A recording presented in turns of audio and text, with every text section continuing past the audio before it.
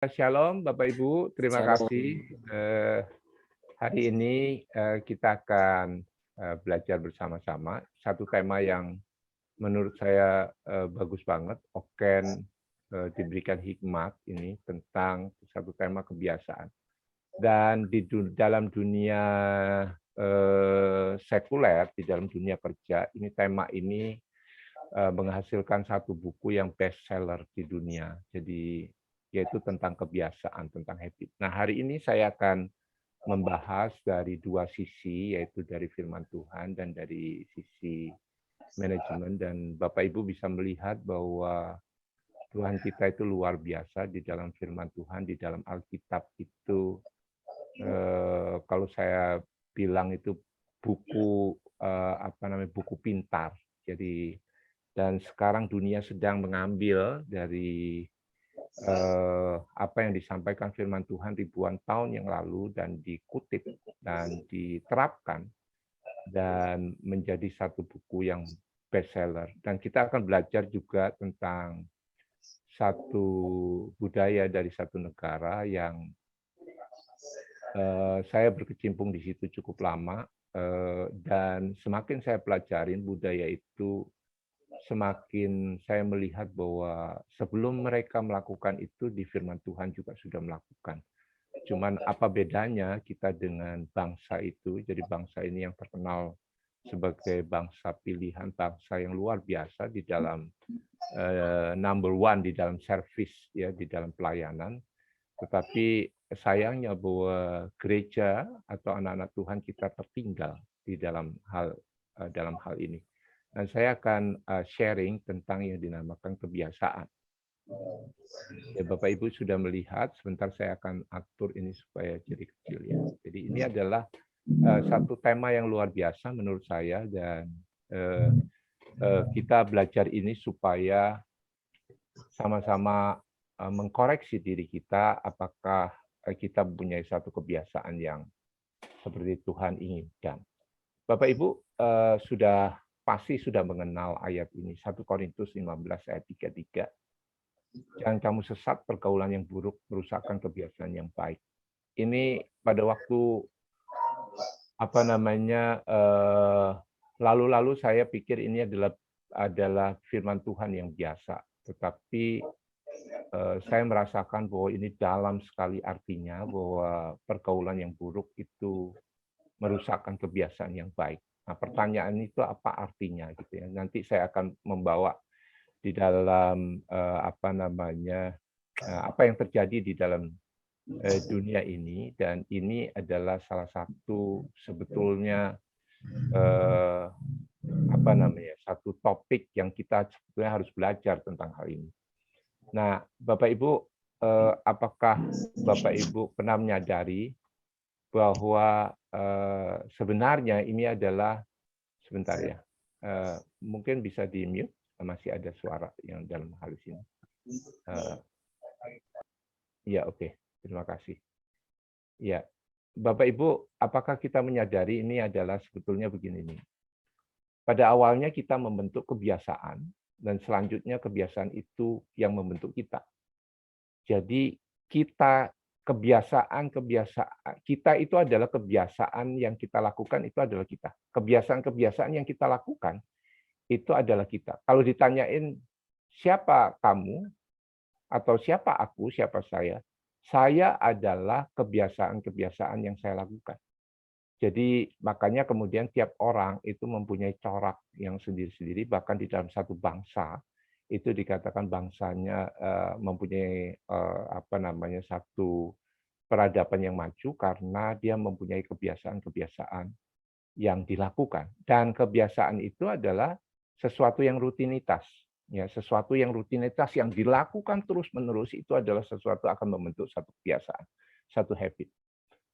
Nah, ini saya akan berikan sebetulnya ini adalah materi biasanya saya kalau kasih pelatihan untuk ke karyawan-karyawan baru ya. Kemarin beberapa hari yang lalu, 2 hari yang lalu, saya juga diminta untuk memberikan untuk pelatihan untuk di karyawan-karyawan baru tentang ini, habit, behavior, attitude, dan karakter. Jadi habit itu runutannya adalah seperti ini. Tindakan yang kita lakukan berulang-ulang, repetition itu, rutinitas yang kita lakukan, itu akan membentuk satu yang dinamakan kebiasaan. Dan kebiasaan yang kita lakukan, baik atau buruk, itu yang kemudian kita lakukan dengan sengaja. Ya. Jadi tindakan-tindakan yang dilakukan ini adalah dengan sengaja. Itu akan menghasilkan kebiasaan, dan kebiasaan itu akan berbicara soal behavior. Ya, berbicara soal behavior itu kebiasaan-kebiasaan yang kita lakukan itu akan membentuk perilaku, ya. Dan perilaku yang kita lakukan itu akan membentuk sikap. Dan kalau sikap ini diteruskan, dia akan membentukkan karakter. Jadi kalau kita ngomong karakter building, itu sebetulnya artinya bahwa kita itu membangun satu tindakan yang disengaja, yang dilakukan membentuk kebiasaan-kebiasaan yang baik tentunya kalau karakter building. Behavior-nya juga perilakunya adalah perilaku yang baik, attitude-nya adalah sikap yang baik, sehingga membentuk karakter. Kalau kita berbicara soal karakter Kristus, seringkali ya kita khotbah, seringkali hamba-hamba Tuhan berbicara karakter Kristus. Nah, itu artinya kita dengan sengaja melakukan tindakan-tindakan yang membentuk kebiasaan-kebiasaan yang sesuai dengan firman Tuhan, yang sesuai dengan apa yang Kristus inginkan, itu menjadi perilaku kita.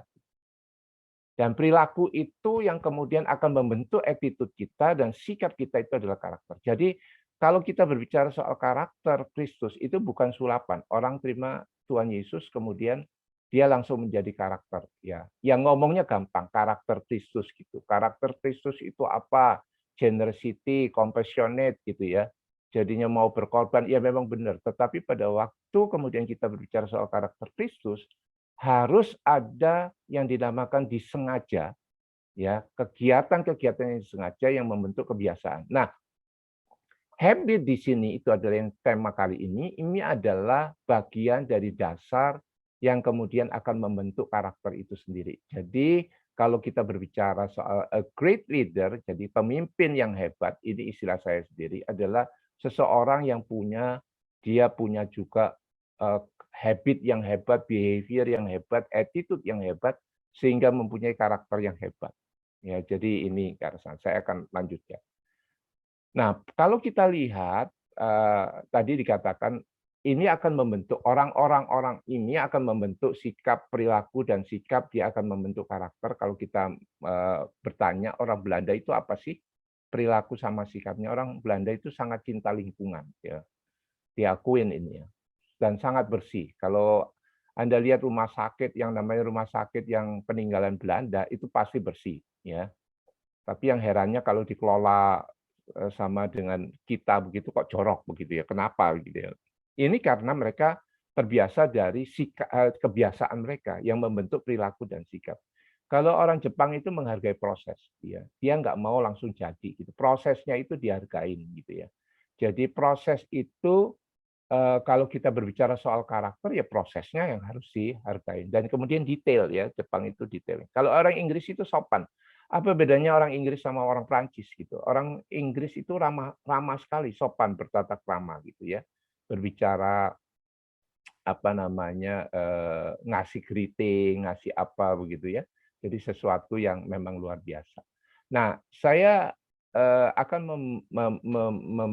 membandingkan dengan filosofi Jepang dan firman Tuhan. Bapak Ibu mohon maaf, karena ini yang saya hidup di dalam perusahaan selama 70% di dalam masa kerja saya. Saya sampai tahun ini adalah 31 tahun, walaupun 31 tahun bekerja. Dan boleh dibilang 22 tahunnya adalah berkecimpung di dalam perusahaan Jepang, dan mereka yang penuh dengan filosofi ya. Di Otsuka itu saya senang sekali karena apa namanya, banyak filosofinya yang saya pelajarin, dan itu membentuk dari kebiasaan sikap perilaku begitu ya. Jadi ke arah sana. Nah, di Jepang itu ada namanya omotenashi ya. Omotenashi itu melayani dengan hati. Melayani dengan hati dan memberi lebih dari yang diminta itu. Kalau kita bicarakan firman Tuhan, ini ada juga yang dinamakan Seijitsu Dojin, ya, filosofi Jepang. Ketulusan hati kita akan menggerakkan orang lain, gitu ya. Terus kemudian saya ambil 3 saja di sini ya. Ada namanya Kaiseng, ya. Kaiseng itu mungkin Bapak Ibu ada yang pernah dengar ya, perubahan untuk menjadi lebih baik, continuous improvement. Ini adalah yang dijalankan dan ini memang di perusahaan yang saya bekerja sama TNI Suka, ini adalah menjadi sesuatu yang harus dijalankan ya. Harus hidup, bukan hanya sekedar tahu tetapi harus hidup di dalam filosofi ini. Tapi kalau kita lihat omotenasi ini sebetulnya Saudara Bapak Ibu, kita sudah tahu Matius 5 ayat 41 dan siapapun yang memaksa engkau berjalan sejauh 1 mil, berjalanlah bersama dia sejauh 2 mil. Ya.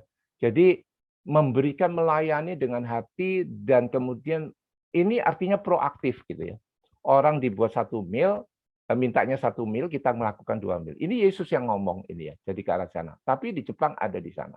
Terus kemudian kalau bicara soal ketulusan hati di dalam Filipi 4, hendaklah kebaikan hatimu diketahui semua orang, Tuhan sudah dekat. Ini filosofi, masih banyak filosofi Jepang dan saya bersyukur karena 70% dalam masa kerja saya sampai saat ini saya hidup di situ. Saya semakin melihat, semakin tahu filosofinya apa. Di firman Tuhan itu udah ada juga. Mirip gitu ya jadinya ke arah sana. Dan Kaizen itu adalah perubahan untuk menjadi lebih baik. Kita tahu Matius 5 ayat 48, karena itu haruslah kamu sempurna sama seperti Bapamu yang di surga adalah sempurna. Sempurna di sini adalah proses untuk ke arah sana, bukan kemudian jadi Kristen langsung kemudian sempurna tanpa melakukan apa-apa. Jadi Bapak Ibu, yang jadi pertanyaannya itu adalah, kita udah tahu bahwa firman Tuhan lebih dulu daripada mereka menerapkan seperti itu. Tetapi pertanyaannya adalah, mengapa mereka itu kelihatan banget gitu ya.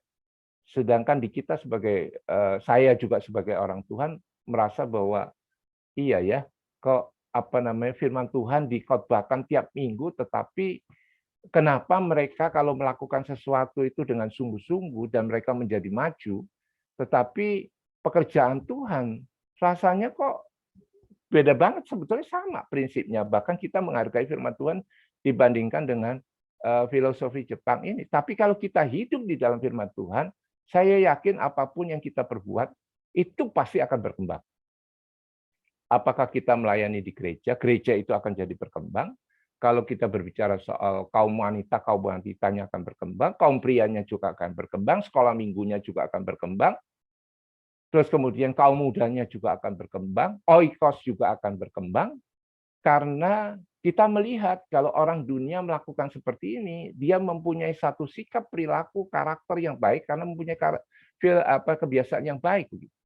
Dan ada satu sebetulnya filosofi Jepang itu namanya gini, Nana Korobiyoki gitu. Nana Korobiyoki itu orang Jepang selalu ngomong begini, 7 kali kamu jatuh, 8 kali kamu bangun. Gitu.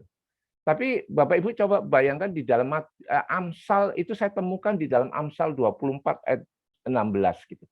Dikatakan begini, orang benar itu 7 kali jatuh, 8 kali dia bangun. Mirip ya? Mirip banget itu. Itu Nana Korobi Yaoki gitu. Jadi kamu 7 kali jatuh, 8 kali bangun. Tapi di firman Tuhannya di dalam Amsal 24 ayat 16 itu dikatakan orang benar itu 7 kali jatuh dia akan bangun kembali. Ya, itu sesuatu yang menurut saya firman Tuhan itu lebih dibandingkan dengan filosofi Jepang. Tapi pertanyaannya adalah mengapa mereka itu menunjukkan satu sikap perilaku yang baik, cara menghormati. Kalau Bapak Ibu nanti pernah ke Jepang, mungkin ada yang pernah ke Jepang di sini. Kalau ke Jepang, coba perhatikan. Kalau omotenasi ini, seluruh rumah makan itu, coba lihatin pelayanannya. Dia bisa sama menghargai orang yang sama. Kalau Bapak Ibu naik kereta, kereta apapun juga di Jepang, bagaimana lihat kondekturnya yang meriksa tiket itu sama mempunyai sikap melayani juga yang lainnya. Kalau kita berbicara soal ketulusan hati di sana, saya pernah kesasar karena pulang sendiri nggak tahu begitu. Saya tanya, saya juga pernah cerita tentang hal ini. Saya ditunjukkan jalan yang sebetulnya berbeda ya. Saya tanya di tengah jalan sama seorang yang perempuan begitu. Saya harus nyebrang lampu merah. Tapi 3 menit kemudian dia lari karena saya belum nyebrang, dia lari. Dia katakan mohon maaf gitu ya. Jadi jalannya salah, dia harusnya kita berlawanan. Satu kali saya ada kepentingan karena pergi sendiri, nyampe di Tokyonya itu setengah 12 malam. Cari hotelnya udah gelap dan gerimis lagi ya. Dan saya tanya orang itu dengan tulus, dia tanya hotelnya mana, dia cari itu di Google, ada nomor teleponnya, dia telepon pakai nomornya dia sendiri karena dia tahu bahwa saya orang asing, ditanyain, ini hotelnya ada di mana, berapa blok dari sini. Dan dia tunjukin begitu. Nah, saya kesasar lagi begitu ya. Terus ada orang pakai payung tuh, saya nggak bawa payung jadi agak gerimis begitu. Itu udah jam 12, hampir setengah satu begitu ya. Terus dia berhenti itu, dia tanya, terus dilihat begitu, dia lihat hotelnya gitu, dia telepon lagi. Dia katakan, oh ini ada 2 blok dari sini, kamu nyebrang ke sana, nanti akan ketemu di situ. Mereka tulus sekali sehingga itu menggerakkan orang lain begitu ya. Kalau kita mau melihat bahwa di Jepang nggak ada yang dinamakan ras gitu ya. Ada isu apapun juga ada ras. Kemarin di Cina itu ras gitu ya. Di Korea juga ras. Tapi di Jepang nggak. Mereka sangat menghargai orang yang butuh, dia akan dulukan gitu ya. Kaizen juga begitu. Satu perbaikan. Coba kalau gereja, kalau kita pelayanan kita apapun juga perusahaan-perusahaan di Indonesia yang selalu berbicara bahwa kelemahan saya apa ya, kekurangan saya apa ya yang harus kita perbaiki. Pasti itu pelayanan kita juga akan menjadi bagus begitu. Nah, coba Bapak Ibu lihat ini dalam ini. Karena kalau kita ke Jepang itu naik liftnya begini nih. Orang itu akan ada di sebelah kiri. Nah, sebelah kanan itu dibiarkan kosong karena mereka mikir begitu. Kalau ada orang yang terburu-buru ketinggalan kereta kah, takut ketinggalan kereta, apakah ada berita duka atau apa, sehingga jalur ini dikosongkan supaya orang yang buru-buru dia jalan cepat atau lari nggak terhalang gitu. Ya, kita bandingkan dengan di kita ya. Kalau naik lift aja udah ngeblok gitu ya. Jadi saya sempat guyon kalau bawa tamu ke sana, kita bisa tahu bahwa itu rombongan itu dari Indonesia atau bukan kalau jalan ngeblok begitu ya. Ada jalan 5 orang, jalannya pelan terus ngeblok begitu. Sehingga di belakang punya antrian yang besar. Tapi di sini mereka memikirkan orang lain untuk ke arah sana ya. Saya lanjut. Pertanyaannya adalah apakah orang dunia lebih unggul daripada orang Kristen? Seharusnya enggak. Karena di dalam kitab Roma itu dengan sangat rindu bahwa seluruh dunia itu menantikan anak-anak Tuhan dinyatakan begitu. Tapi pertanyaannya adalah apakah kita sebagai orang Kristen bisa jadi lebih unggul daripada orang-orang dunia? Itu jadi pertanyaan. Apakah pelayanan kita itu jadi lebih baik dibandingkan servis daripada orang-orang Jepang di sini juga ke arah sana? Itu jadi satu question mark bagi kita. Nah, saya lanjutkan. Bapak Ibu, saya pernah bicara dengan seorang yang Muslim, dia adalah presiden director. Dia masih muda, dia 44 tahunnya. Jadi di grupnya kita itu ada satu anak perusahaan. Dia main ke ruangan saya, dia lagi nanya, Pak lagi nyusun apa? Terus kemudian saya ngomong, saya lagi nyusun ini. Begitu. Saya katakan bahwa kerohanian itu bukannya tidak bisa dilihat, bisa dilihat. Semakin tinggi kerohanian seseorang, bukan seberapa banyak ayat yang dihafal, dan seberapa banyak, seberapa indah yang dilafalkan. Dan dia bingung gitu. Loh, bukannya rohani itu namanya roh, Pak. Nggak bisa lihat. Enggak. Sesuatu yang kamu kelihatan bahwa ketinggian tinggi rohani seseorang itu ada hubungannya dengan habit dan perilaku dan sikap. Semakin tinggi rohani seseorang bisa dilihat dari tindakannya itu lebih dari perkataannya. Dia mau memperbaiki diri, dia berinisiatif, dia mempunyai satu kreatif, dia berdampak, dia pelayanannya berkualitas, dia punya jadi role model, dia proaktif, dia mengutamakan orang lain, dan dia berkorban. Karena apa diambil dari sini? Itu karena dasarnya dari ayat-ayat firman Tuhan. Dan kalau kita lihat bahwa ada di bangsa lain yang kemudian lebih unggul, sebetulnya satu pertanyaan bagi kita. Apakah bagaimana level kerohanian kita? Kalau kerohanian kita masih di bawah, ini implementasinya juga akan di bawah karena ini akan berbanding lurus gitu ya. Secara linear berbanding lurus ke arah sana. Nah, saya nggak panjang lebar. Ini ada satu buku yang tadi saya katakan. Ini buku ini bestseller. Bestseller sekali. Ini namanya James Clear, Atomic Habits. Kalau Bapak Ibu suka baca, beli di Tokopedia juga ada ini. Ya, jadi sudah diterjemahkan di dalam bahasa Indonesia. Dikatakan perubahan kecil memberikan hasil luar biasa. Dia sampaikan begini, kalau mau merubah jadi kebiasaan harus memproklamirkan identitas yang jelas. Gitu. Nah, dia kasih contoh begini. Kalau seorang mau benar-benar berhenti merokok, dia itu merokok begitu ya. Dia merokok. Dia itu dulunya perokok berat dan kemudian dia mau itikad mau berhenti gitu. Nah, dicontohkan ada 2 orang begini. 2 orang itu dia katakan bahwa pada waktu dia ditawarin rokok, dia ngomong begini, "Sorry, saya lagi belajar untuk berhenti merokok." Yang pertama. Yang kedua, dikatakan pada waktu ditawarkan rokok, dia ngomong, "Saya bukan perokok." Sama-sama ditawarkan, tetapi dia memproklamirkan diri bahwa dia bukan perokok lagi. Ini kalau kita berbicara soal yang ke arah sana. Yang kedua juga, kalau kemudian kita berbicara bahwa kalau kita mau memperbaiki kebiasaan kita yang baik, membuang kebiasaan yang buruk, kita harus memproklamirkan bahwa saya adalah anak Tuhan. Saya adalah anak raja, saya adalah orang Kristen. Nah, pada waktu kita memproklamirkan diri, pertanyaannya adalah, apakah kita ini proaktif? Apakah perkataan kita itu lebih banyak teorinya dibandingkan dengan tindakannya? Apakah saya ini adalah seorang yang seperti ini, yang menjadi role model, yang mempunyai dampak, yang kemudian berinisiatif, yang mau berkorban? Nah, pada waktu kita memproklamirkan diri bahwa kita sebagai anak raja, anak Tuhan, kita akan menyadari bahwa kita mau tidak mau harus melakukan perubahan. Nah, satu contoh lagi, perubahan itu dimulai namanya atomic habit. Jadi perubahan itu dimulai dari hal yang kecil. Contoh, kita mau merubah, kita mau membaca Alkitab gitu ya. Dan pada waktu kemudian ada anjuran, orang Kristen harus baca tuh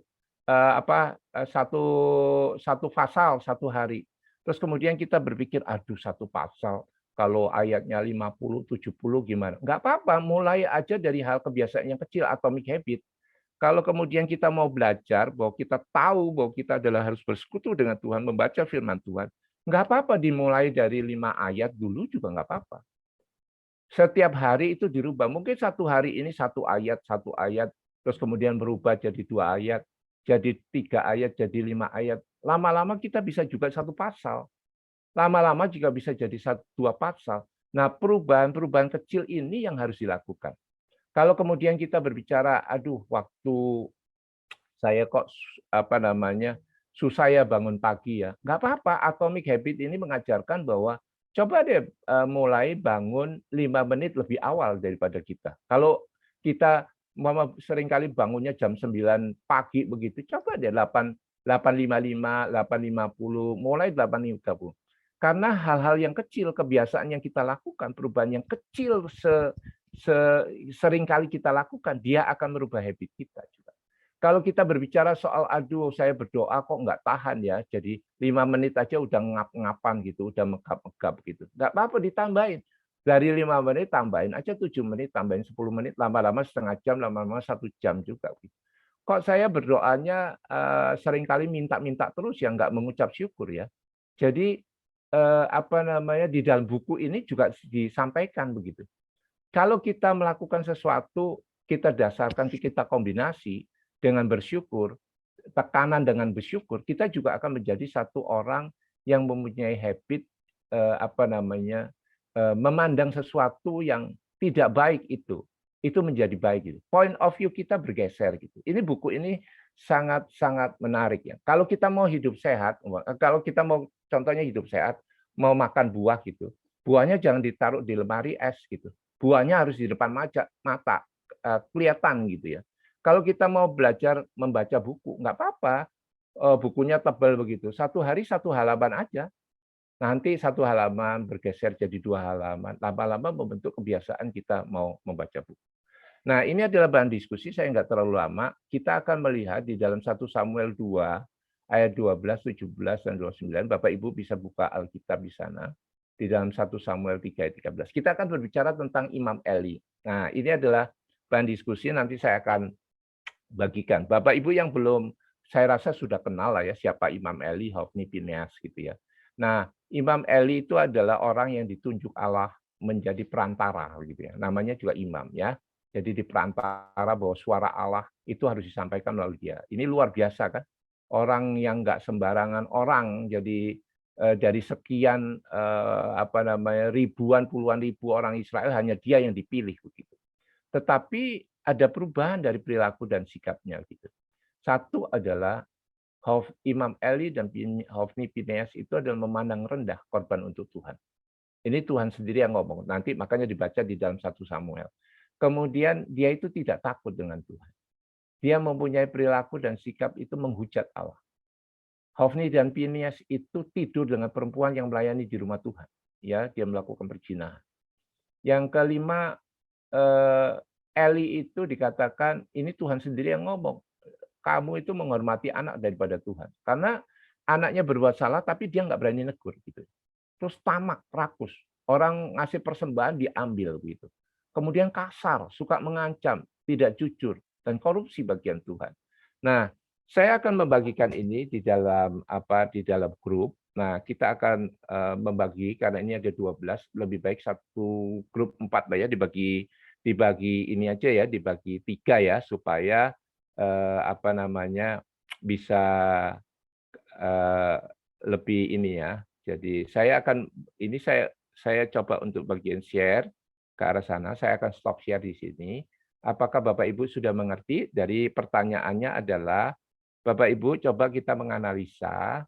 Jadi kebiasaan apa atau perilaku apa namanya hal-hal apa yang dilakukan kebiasaan itu membentuk sikap perilaku dari Eli, Hofni, dan Pinehas. Nah, sebelum kita apa namanya breakout room, apakah mengerti tentang pertanyaannya terlebih dahulu? Kalau memang belum mengerti, kita akan diskusikan apa namanya di sini dulu sebelum kita breakout room. Jadi Mas Edi minta tolong breakout room-nya karena ini ada 12, mungkin bisa dibagi menjadi 4, menjadi 3. Jadi satu itu adalah 3 ya. Jadi kebiasaan-kebiasaan buruk apakah yang disengaja yang Imam Eli, Hofni, Pinehas yang lakukan sehingga kemudian dia muncul seperti ini. Nah, kita diskusi aja ya. Jadi diskusi sekelompok nanti dicatat dan kemudian kita kumpul di sini kita akan bicarakan sama-sama. Oke, waktunya nggak lama ya, karena ini kan diskusi mungkin sekitar jangan 40 menit lah, mungkin sekitar 20 menit aja lah, 20 menit supaya kita bisa kembali lagi ke sini. Mas Edi, apakah sudah siap untuk breakout room-nya 20 menit? Bapak Ibu, apakah ada yang ditanyakan dalam hal ini tentang kebiasaan? Mungkin masih belum mengerti di dalam topik apapun juga. Pak Oken, sudah bisa mengerti? Pak Prai. Yes, yes, Bu. Nah, jadi kan ini yang akan didiskusikan Ya. kebiasaan buruk apa yang dilakukan oleh Imam Eli, Hofni, Pinehas sehingga mereka memiliki karakter 1-10 itu. Ya, jadi itu kalau maksudnya. Ya, jadi begini, saya kembali lagi ya, saya coba untuk kembali lagi saya jelaskan. Di awal itu, Bu, jadi di awal, nah ini dia nih, ini yang di atas nih, Bu Susan. Di atas ini, jadi gini, tindakan yang dilakukan berulang-ulang nih, rutinitas dengan sengaja, itu akan membentuk kebiasaan. Nah, kebiasaan yang di atas ini ya, Bu ya. Kebiasaan itu akan membentuk perilaku dan perilaku itu akan membentuk sikap, sikap itu akan membentuk karakter. Nah, perilaku dan sikapnya si Hofni Pinehas ini saya ambil 10 aja, sebetulnya banyak. 10 aja ini. Kok kenapa imam yang namanya imam yang seharusnya takut sama Allah, kok nggak takut sama Allah? Yang seharusnya dia menghormati Allah, kok nggak menghormati Allah? Yang seharusnya dia menjadi contoh role model, kok nggak jadi role model gitu. Kok anak-anaknya itu kok berani ya dia itu tidur dengan perempuan yang melayani di rumah Tuhan, begitu kan, di dalam 1 Samuel itu. Nah, sehingga ini kan udah jadinya nih sikap, perilaku dan sikap kan. Nah, kita coba berdiskusi kebiasaan-kebiasaan buruk apa sih yang mereka lakukan itu sehingga kok jadinya seperti ini gitu. Ibu mengerti? Mengerti ya? Jadi Ibu mengerti ya jadi ya ke sana. Pak Antoni, apakah bisa mengerti, Pak? Informasi mengenai polemik yang sebelumnya. Ya, Pak. Jadi itu tadi ada 10 macam perilaku yang memang tidak sesuai yang seharusnya dilakukan oleh seorang imam. Ya. Maka kaitannya dengan proses dari tindakan yang berulang sampai dengan pembentukan karakter itu harusnya buat koreksi ya. Tanpa dikoreksi makanya kan berlanjut membentuk satu karakter yang makin lama makin kuat dan berkarat. Jadi harusnya itu kalau menurut saya ya ini harus ada koreksi. Tidak ada yang menegur. Ya, jadi maksud saya Pak, nanti Bapak diskusikan dengan teman-teman. Kebiasaan-kebiasaan apa sih yang dilakukan sama mereka? Saya kasih contoh ya Pak, saya kasih contoh. Pandemi ini karena online ini juga membentuk sikap perilaku berbeda Pak. Yaitu punya kebiasaan mengikuti ibadah dengan pakai celana pendek, dengan baju apapun juga gitu kan. Tetapi ini kan bisa juga membentuk perilaku sikap yang tanpa kemudian dia melihat untuk kedepannya itu dia nggak menghormati kan. Beda kalau kita ke gereja kan Pak ya. Kalau kita ke gereja kan nggak mungkin pakai celana pendek, pakai kaos kaos biasa gitu, kaos singlet gitu. Tapi kalau banyak sekali itu muncul sekarang itu menurut survei itu bahwa orang-orang yang online itu sepertinya perilaku dan sikapnya berubah begitu. Pak Antoni bisa mengerti. Jadi kita itu ada kasus nih, kita ngomong Hofni dan Phineas itu kok menjadi namanya imam, kok bisa tiba-tiba dia mempunyai perilaku yang nggak menghormati Tuhan sih. Kira-kira itu kebiasaan apa sih yang dilakukan sama mereka?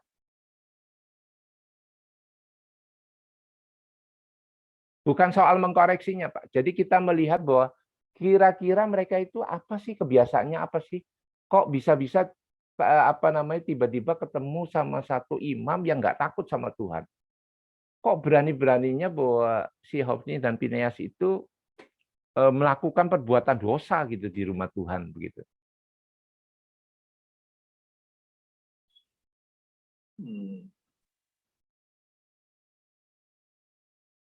Kita mesti baca di ayat Alkitabnya ya, di bukunya ya. Nggak usah Pak, saya udah bantu itu di ayat itu saya summary-kan Pak. Itu saya summary-kan. Jadi begini Pak, gini Pak. Ini saya umpama contoh ya Pak Antoni. Pak Antoni, saya ini contoh nih. Pak, saya contoh nih, saya contoh. Saya ini Imam Eli. Namanya imam pendeta lah, saya pendeta gitu ya. Saya pendeta di gereja gitu. Tapi saya itu kelakuan saya itu korupsi, Pak. Dari haknya Tuhan. Nah, kalau kemudian saya itu korupsi, kan pasti saya punya kebiasaan-kebiasaan yang saya lakukan, Pak. Sehingga kemudian saya itu menjadi orang yang korupsi, kan, Pak, bagi Tuhan.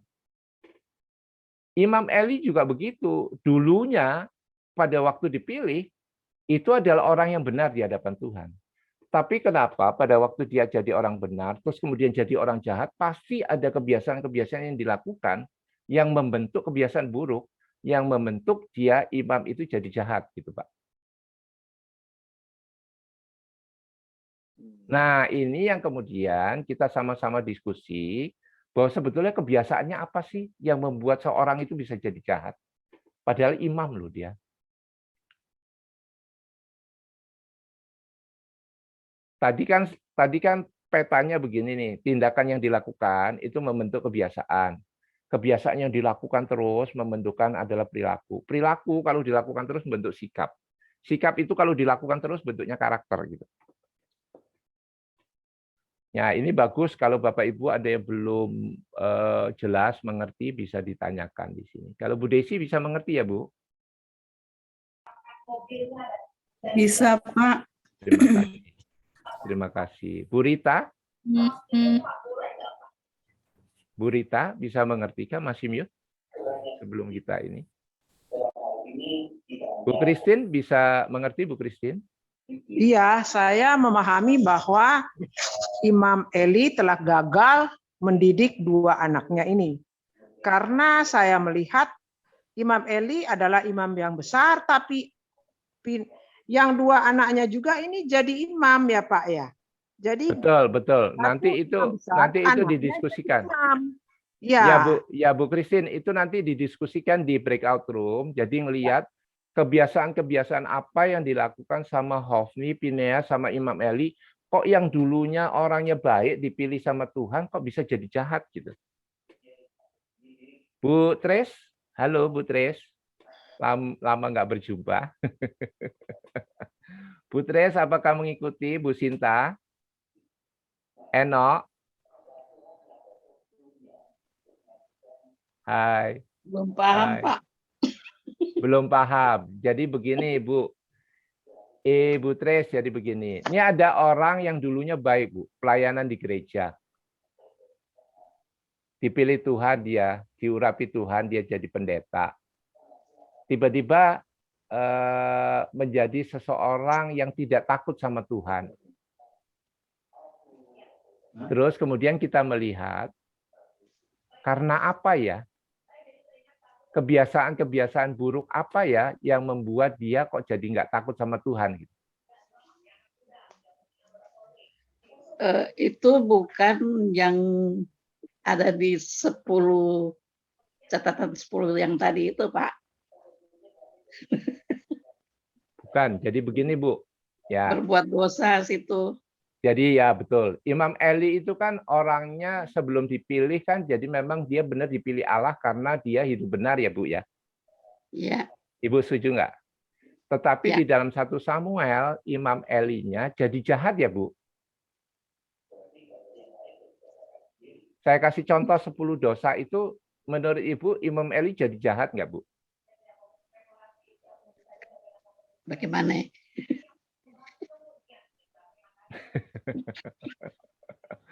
Ini ya. Tapi nggak apa-apa. Kita Nanti didiskusikan, Pak. Mungkin Ya. saling berdiskusi akan jadi ini. Terima kasih. Ini Bu apa namanya? Bu Tres. Ibu Tres. Ini merupakan sikap yang jahat nggak Bu? 10 ini. Saya kasih ini saya summary-kan memang. Menurut Ibu ini sikap yang jahat nggak Bu? Jahat lah. Ya jahat lah. Ya, jahat kan Bu? Memandang rendah. Ya. Jahat. Ya. Jika tidak takut Tuhan itu ya berarti. Ya. Jahat ya Bu? Menghujat Allah. Ya, betul. Padahal yang namanya imam ini kan pilihan Tuhan. Kalau dia dipilih Tuhan, dulunya dia baik dong Bu ya. Jadi pertanyaannya, kenapa orang baik kok jadi jahat? Kebiasaan apa yang dilakukan sehingga orang itu menjadi jahat?